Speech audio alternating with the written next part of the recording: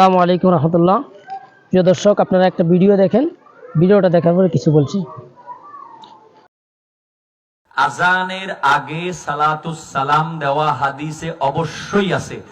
1,00,000 টাকার চ্যালেঞ্জ হাদিসে না প্রিয় কোরআনে দর্শক, আছে। জিনার ভিডিও দেখেছেন একটু আগে, তিনার নাম হলো জৈনুল আবদিন আল কাদেরী। সুন্নিয়তের সেই বেদাত সম্রাট যাকে বলা হয়, বেদাত সম্রাট, শিরকের সম্রাট, সুন্নিয়তের কান্ডারি, তার নাম হলো জৈনুল আবদিন আল কাদেরী। আমি আলাউদ্দিন জিহাদির বিষয়ে একটা ভিডিও করেছিলাম। তারা যে পরিমাণে তাহারিফ করতেছে, যে অজ্ঞতার পরিচয় দিয়েছে, এটা নিয়ে একটা ভিডিও করার পরে অনেকে অনেক বেদাতি ভণ্ড আমাকে গালিগালাজ করছে।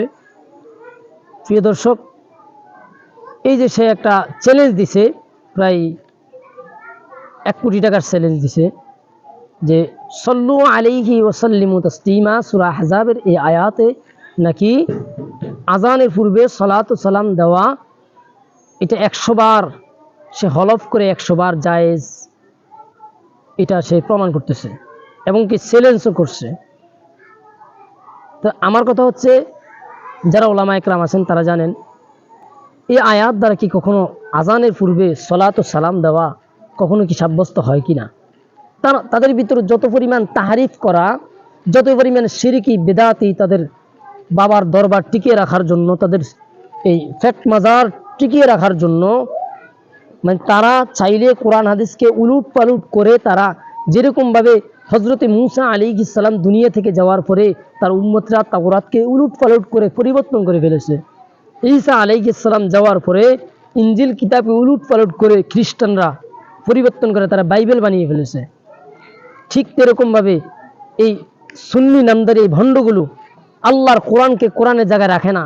তারা কোরআনকে যখন তাফসির করতে যায়, তারা কোরআনকে যখন মানুষের সামনে উপস্থাপন করতে যায়, ওই ইহুদি খ্রিস্টানদের মতো নিজেদের পেটকে বাঁচানোর জন্য তারা আল্লাহর কোরআনকে তাহারিফ করে উলুট পালুট করে নিজেদের মন মতো বানিয়ে ফেলে। অতএব আমি বলতে পারি, এরা মিসলে কাফের, এরা মিসলে ইহুদ, এরা মিসলে খ্রিস্টান, তাদের মতোই তাদের আচরণ। প্রিয় দর্শক, তার এই অযৌক্তিক অবাঞ্ছিত সেই চ্যালেঞ্জ, এই সুন্নিয়তের নামে যেই জৈনুল আবদিন আল কাদেরী নামক এই লোকটা এক ভণ্ড বেদাতি মূর্খ, তার এই মূর্খতার সে বারবার চ্যালেঞ্জ করতেছে, কেউ চ্যালেঞ্জ গ্রহণ করে না। তো আমাদের এক আহলে হক মুফতি রকিবুল ইসলাম হাফিজাহুল্লাহ, তিনি এই চ্যালেঞ্জ গ্রহণ করেছেন। দেখেন, তার কাছে ফোন দেওয়ার পরে তার যে চামচা দিয়ে ফোন ধরাইছে, তো সেই চামচা কি বলে আপনারা ভিডিও দেখেন, দেখলেই বুঝতে পারবেন। মূল্যবান মতামত আপনার কমেন্ট বক্সে রেখে যাবেন। আসসালামু আলাইকুম। আচ্ছা, হুজুরের সাথে একটু কথা বলা যাবে?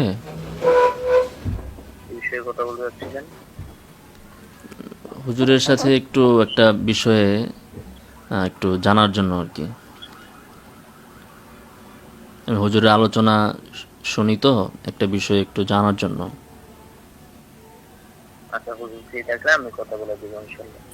জি, হুজুর ফ্রি হলে বা ফ্রি থাকলে আমি কল দিয়ে কথা বলে দিব ইনশাআল্লাহ। কখন ফোন দেওয়া যেতে পারে? যখন ফ্রি হয় আমি কল দিব ইনশাআল্লাহ। মানে আনুমানিক সময়টা? আনুমানিক সময়টা এত বলা যাচ্ছে না, হুজুর যাই সময় ব্যস্ত থাকেন, যদি ফ্রি থাকেন আমি কল দিব ইনশাআল্লাহ। প্রায় সময় ব্যস্ত থাকেন, একটু আনুমানিক বলা যায় না যে 1 মাস বা 2 মাসের ভিতরে দিবেন কিনা কল? 1-2 মাসের ভিতরে না, ফ্রি থাকলে 1-2 দিনের ভিতরে। এখন হুজুর কি করতেছেন? জি, এখন হুজুর কি করতেছেন? এখন হুজুর ব্যস্ত আছেন, কি করতেছেন এটা তো বলাটা তো গুরুত্বপূর্ণ না, বলা যাবে না? তো হুজুর তো ওই যে অনলাইনে 1,00,000 টাকার একটা চ্যালেঞ্জ দিয়েছেন, তো সেটা আমি গ্রহণ করলাম।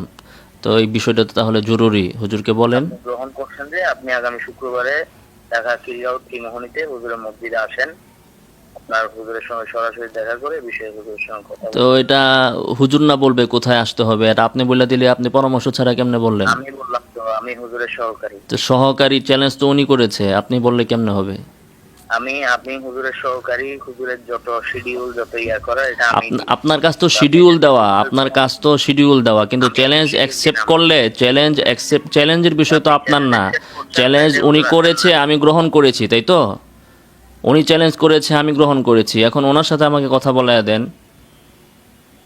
ঠিক আছে, আমি কথা বলে দিব। আপনি আগামী শুক্রবার আসেন মসজিদে, হুজুরের মসজিদে আসেন। মসজিদে যাব না কোথায় যাব সেটা তো আমি ওনার সাথে কথা বলবো, আপনার সাথে কেন? চ্যালেঞ্জ, আমি তার চ্যালেঞ্জ গ্রহণ করেছি, শুনুন, আমি তার চ্যালেঞ্জ গ্রহণ করেছি, কাজে আমি তার কাছে যাব না তো দুইজন, সেও আমার কাছে আসবে না। একটা বিষয়, যার কাছে যাবে আমি আসবো তাইলে? আপনি আসবেন কেন? আমি তার মসজিদে যাব না, সেও আমার মসজিদে আসবে না। আমরা দুইজনে আলোচনা করে স্থান নির্ধারণ করব। আমি কেন তার মসজিদে যাব? তার মসজিদে গেলে কি আমার নামাজ হবে? বেদাতের পিছনে নামাজ হয়? আপনি ভয় পান কেন? আপনি ওনাকে দেন। আপনাকে কে দায়িত্ব দিয়েছে? আপনি ফালতু কথা বলার জন্য কল দিছেন আপনি আমাকে? আপনার কথাবার্তা সবকিছু রেকর্ড হয়েছে, চেতেন না, সোজাসুজি সুন্দরভাবে কথা বলেন। আপনাকে ভয় পাওয়ার কি আছে যে আপনি কোন সেটের বাল হয়েছেন যে আপনাকে ভয় পাওয়ার জন্য? ভাই, আপনি একজন আলেমের একজন অ্যাসিস্ট্যান্ট, আপনার মুখ এত খারাপ হলে কিভাবে হবে? মানে আপনার হুজুরকে এই কথা বলে দিয়েছে যে কেউ চ্যালেঞ্জ অ্যাকসেপ্ট করলে তার সাথে আর কথা বলবা না, গালি দিবা, এটা কি আপনার হুজুর আপনাকে বলেছে? উনি 1 লক্ষ টাকার চ্যালেঞ্জ করেছে, আমি চ্যালেঞ্জ গ্রহণ করলাম, এখন তার সাথে আমাকে কথা বলে দেন। আমি তার মসজিদে কেন যাব? তার মসজিদে আমার নামাজ নষ্ট করার জন্য যাব? তার মসজিদে আমি কেন যাব? আমার নামাজ নষ্ট করার জন্য?